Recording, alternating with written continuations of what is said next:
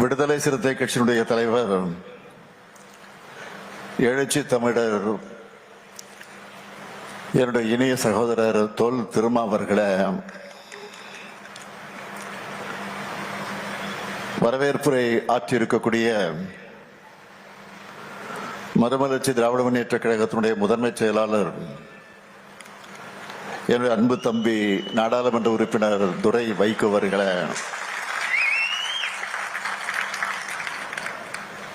திராவிடர் கழகத்தினுடைய பொதுச் செயலாளர்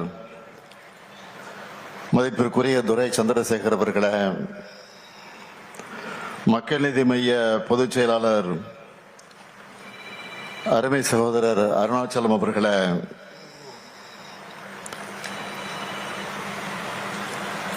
நடைபயணத்தை என்ன காரணத்திற்காக நடத்துகிறோம் என்பதை உங்களிடத்தில் விளக்கி உணர்ச்சியோடு உரையாற்றி அமர்ந்துள்ள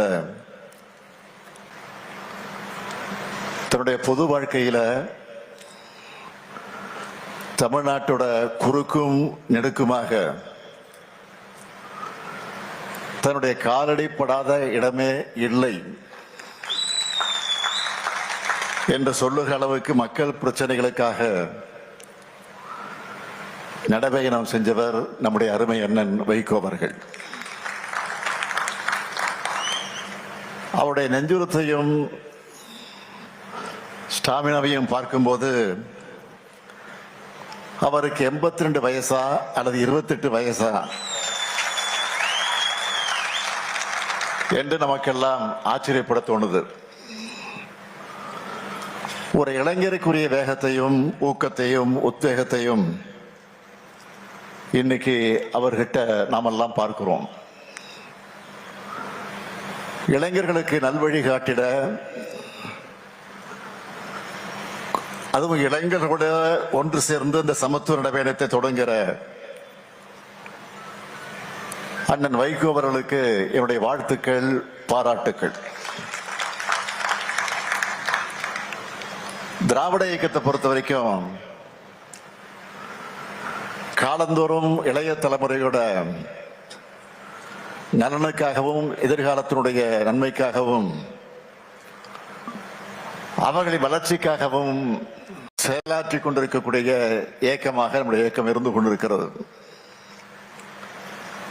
தள்ளாத 95 வயதில தளராம தொண்டு செஞ்சவர் தந்தை பெரியார் அவர்கள். தமிழ்நாட்டு இளைஞர்களுக்கும் பெண்களுக்கும் கல்வி உள்ளிட்ட எல்லா உரிமைகளும் பெற்றிட கிடைக்கணும், அதுக்கு சாதி மதம் உள்ளிட்ட தடைகள் அகற்றப்படணும், அது தகர்க்கப்படணும்னு தன்னுடைய இறுதி மூச்சு வரைக்கும் பாடுபட்டவர் தந்தை பெரியார் அவர்கள். அவர் வழிவந்த தலைவர் கலைஞர் அவர்கள்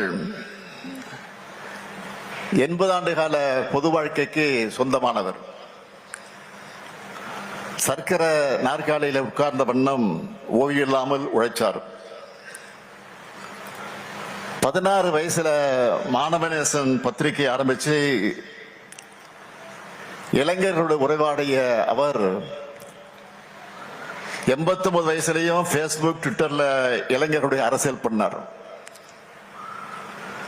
அப்படிப்பட்ட திராவிட இயக்க யூனிவர்சிட்டியில படித்தவர் தான் அண்ணன் வைகோ அவர்கள். ஏன், இந்த ஸ்டாலினும் அதே யூனிவர்சிட்டி மாணவன் தான். அண்ணன் வைகோ அவர்கள் தலைவர் கலைஞருக்கு பக்கத்திலே இருந்து அரசியல் கத்துக்கிட்டவர். தலைவர் கலைஞர் அவர்களை பற்றி அடிக்கடி சொல்லுகிற போது அவர் குறிப்பிட்டு சொல்லுவார், இமை பொழுதும் நம் நெஞ்சை விட்டு அகலாத தலைவர் கலைஞரும் சொல்லுவார். அவரே குறிப்பிட்டார். அப்படிப்பட்ட தலைவர் கலைஞர் அவர்கள் மதுரையிலிருந்து திருச்செந்தூருக்கு நீதி கேட்டு நடைபயணத்தை நடத்திய நேரத்தில் அவருடைய கால் கொப்பளிக்க நடந்து சென்ற போது அவருக்கு பாதுகாவலராக கூடவே நடந்தவர் தான் அண்ணன் வைகோ அவர்கள். இன்னைக்கு தேர்ந்தெடுக்கப்பட்டிருக்கக்கூடிய இளைஞர் படையோடு சமத்துவ நடைபயணத்தை நடத்துகிறார். இந்த நடைபயணத்தில் பங்கேற்கக்கூடிய பலரையும் நேர்ல அவரே தேர்வு செஞ்சிருக்கிறார். அது எப்படி தெரியுமா? இந்த இளைஞர்கள் எல்லாம் பெற்றோருடைய சம்மதத்தை பெற்றிருக்கிறார்களா? இதனால அவங்களுடைய கல்லூரியுடைய தேர்வை ஏதாவது பாதிக்குமா? அவங்களுடைய உடல் தரம் என்ன, மன உறுதி எப்படி இருக்கு, ஆர்வம் எப்படி இருக்கு, அந்த போதைப் பொருளின் ஒழிப்பு, சாதி மத மோதல் தடுப்பு உள்ளிட்ட நாட்டுக்கு தேவையான கருத்துக்களை வலியுறுத்தி அண்ணன் வைகோ அவர்கள் தொடங்கி இருக்கக்கூடிய இந்த சமத்துவ நடைபயணம் மாபெரும் வெற்றி பெறணும். நிச்சயமாக வெற்றி பெறத்தான் போகிறது. இது மாதிரியான பயணங்களில் என்ன பயன் என்று சிலர் கேட்கலாம். காந்தியின் நடைபயணமும் மாவோவின் நடைபயணமும் வரலாற்றில் புரட்சி ஏற்படுத்தி இருப்பது போல அந்த தாக்கத்தை அவங்க உணரணும். இப்படியான நடைபயணங்கள் தான் தலைவர்கள் மக்கள்கிட்ட போய் எளிய வகையில சுலபமான முறையில நேரடியாக தங்களுடைய கருத்துக்களை சொல்ல முடியும். அந்த நடைபயணத்தோட தேவை குறித்தும் அதில் உள்ள நியாயங்கள் குறித்து மக்கள் பேச தொடங்குவாங்க. மக்கள் பேச பேசத்தான் அந்த பிரச்சனைக்கு தீர்வு காண முடியும். திராவிட இயக்க மேடைகளையும் நாடாளுமன்றத்திலையும் தமிழ்நாட்டோட தமிழர்களுக்காக அவருடைய உரிமைகளுக்காக கர்ஜித்தண்ணன் வைகோவர்கள் முதுமையை முற்றிலுமாக தூக்கி எறிந்துட்டு இந்த நடைபயணத்தை தொடங்கி இருக்கிறார். இளைஞர்களுடைய எதிர்காலத்தை சீரழிக்கக்கூடிய போதைப் பொருட்களை நாம நிச்சயமாக ஒழிக்கணும். அதுல எந்த கருத்து மாறுபாடும் வேறுபாடும் கிடையாது. போதையின் பாதையிலிருந்து இளைஞர்களை காக்கணும். அதற்காக அரசு பல்வேறு நடவடிக்கைகளை எடுத்துக்கிட்டு இருக்கு. அது மூலமா ஓரளவுக்கு, முழுமையாக இல்லை, ஓரளவுக்கு பலனும் கிடைச்சுக்கிட்டு இருக்கு.